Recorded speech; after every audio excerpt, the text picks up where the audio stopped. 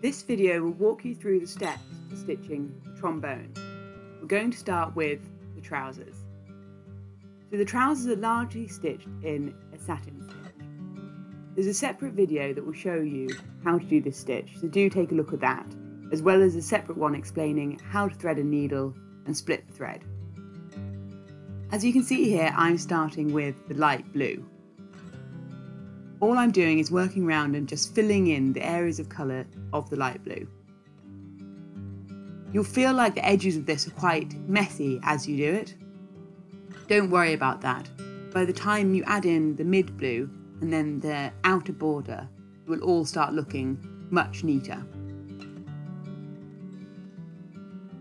It doesn't matter which of the two colours you start with, but you'll probably prefer to stitch the whole of one colour first, so fill in all the light blue. On this video I'm just going to show you an example of an area.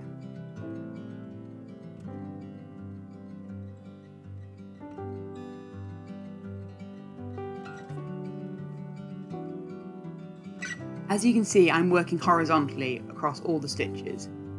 I think this is the best way to work to create the neatest finish, but it doesn't matter too much if you decide to mix it up and do the stitches in different directions. That will just add more character.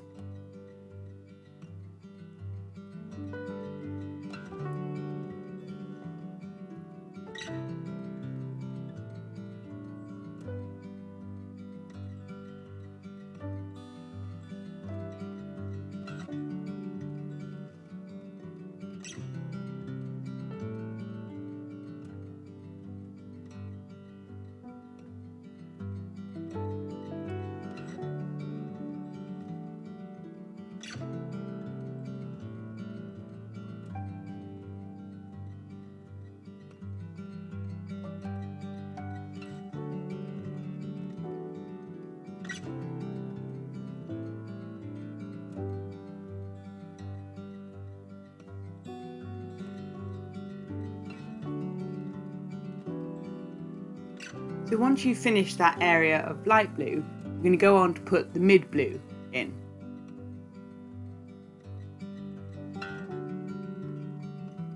Here you can see I'm just taking the other blue colour and again using a satin stitch to fill in across here.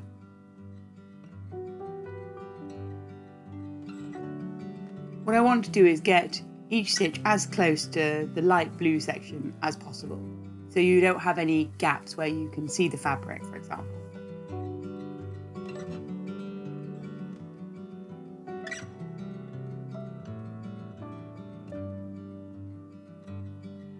You can see that a little closer here, how I'm bringing the needle in just in the gaps between the blue stitches.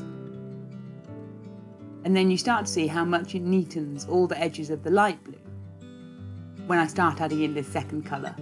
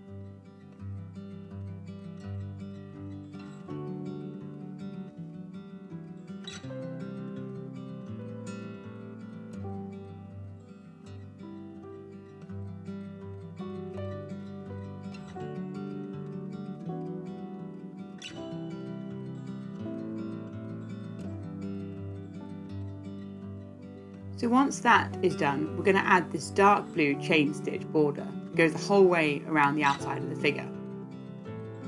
So there's a separate video on chain stitch. In this video here, I'm going to be using a link method, but there's two ways you can do a chain stitch, and I really recommend trying both of them and seeing which one works best for you. I prefer the link. You can see both those separate videos again in the how-to section of the website. So here I'm just adding the chain stitch around the outside. Now I would do this once I've filled in all the trousers. So I'm just going to show you it here on a section, but I would usually do this chain stitch right at the end just to neaten off the edges.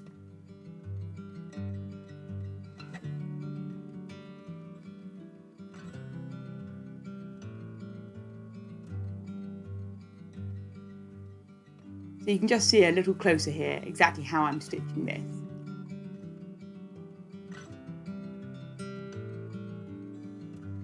And you'd repeat this chain stitch around the entire figure, so it goes around the top of the jumper also.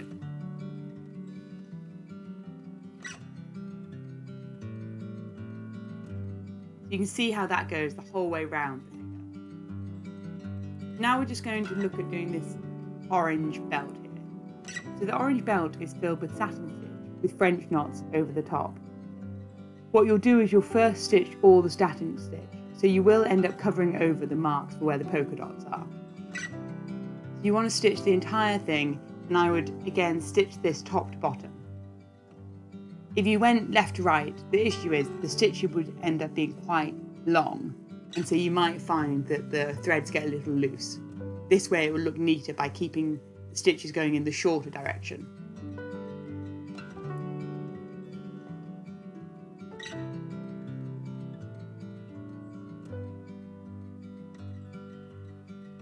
So again, don't worry quite how neat the edges of this filled section are, because you're going to go round and add a little running stitch around the outside edge once you've finished filling it. And this running stitch is a really useful tool for making things look a lot neater. So you can see here, this is where I start doing the running stitch.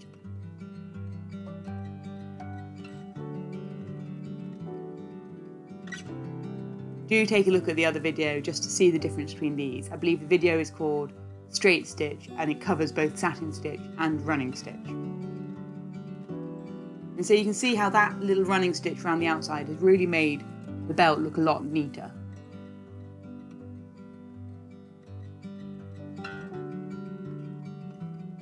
So once that's finished, we're then going to get the bright pink thread and we're going to start doing some French knots. Now there's a separate video on French knots, and these can be a little fiddly when you first start, so I probably recommend getting a scrap piece of fabric and practicing your French knots. The way you vary the size of a French knot is how many times you wrap the thread around the needle. So you can see here, I'm wrapping the thread around about 4 or 5 times, which is creating quite big French knots. You'll see when I come to doing the hair that I start wrapping it fewer times and then creating slightly smaller French knots. So that's exactly what I'm going to do here. So I start with my French knots going round the needle, and all I'm doing here is just wanting to fill in the hair. So I'm not worried, you want to just keep the French knots going as close to one another as possible. The thing that people usually find hard about French knots is it's a two-handed stitching technique. So here the way I'm doing it is I'm using a hoop stand. This means you can just have the hoop being held in place so you're not having to worry about holding it. But equally, you can easily do it with holding the hoop as well. Just practice and you'll find a technique that works quite well for you.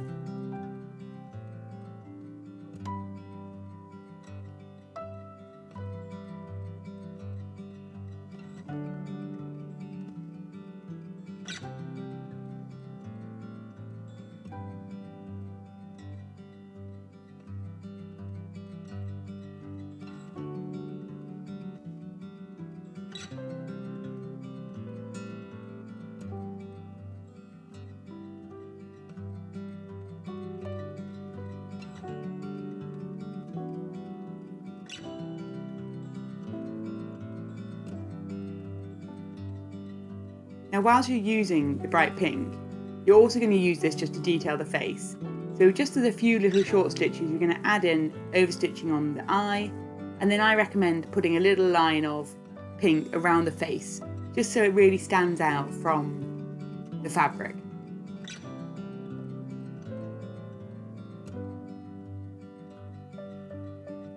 See how much that's separated out the face. You do the same around both hands as well. So now we're going to move on to the gold thread. Firstly, the gold goes around the inside edge of all your chain stitch. So you want to add this in right at the end, or else it will get lost under your chain stitch. You see I'm just adding in long running stitches of the gold thread. Now one thing just to say is the gold thread has a tendency to snag, so I recommend to avoid this, just working in shorter sections. So rather than say pulling out an arm's length, maybe just pull out 30 centimetres, and then you'll use each length of gold thread for a shorter amount of time, and so it has less tendency to fray. Unfortunately, it can just be a bit of a pain to work with, but it creates such a wonderful effect at the end that it really is worth it. We're going to use the gold thread to go all the way around the edge of the trousers like this, and then also we'll be using the gold thread to do the crown and the trombone. So I'm just going to show you then me stitching the crown here on this. You would use it to fill all of that. So it really doesn't matter how you apply the gold thread here. What I'm just doing is lots of stitches filling the whole area. You could just do long stitches going the whole way across, and that would work just as well. So don't worry about how you fill it in. You can see that I'm now doing this after doing the hair, but you could have done that before. It doesn't make a difference.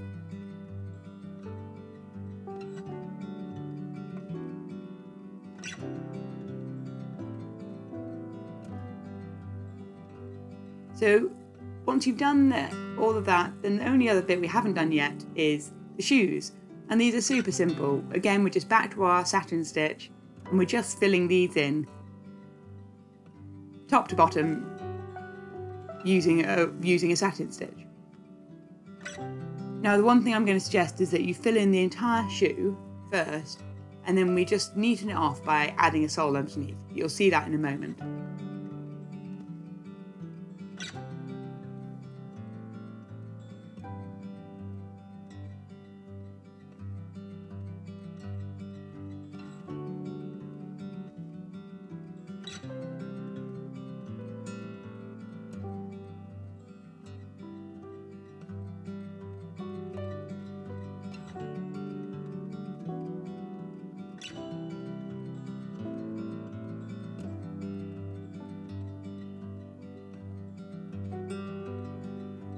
So I would just continue and get to the end here of doing the shoe. You see how I'm just twisting the satin stitch towards the end, so I turn it so it's going round. Therefore it's always staying in a kind of horizontal direction, but I'm doing a slight spiral with it.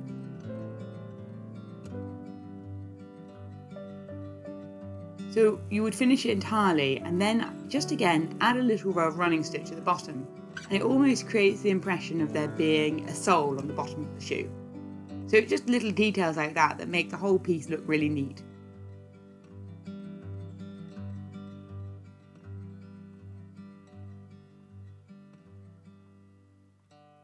And there you go, your trombone player is finished.